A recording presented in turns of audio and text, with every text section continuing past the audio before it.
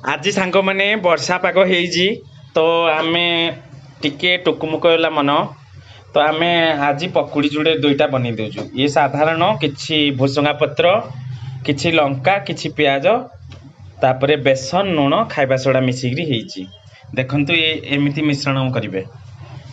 सो देखंतु आज बहुत मनटा बहुत है पकुड़ी खाइबा तो आज करिजो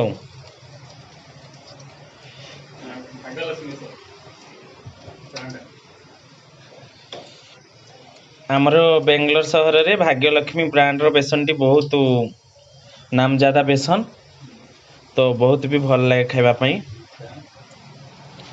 तो आज मु ट्राए कर देख ये फास्ट टाइम मोर आज पकुड़ी बना मुझे भी बन नथिली ये बहुत सहज रे भी हुए।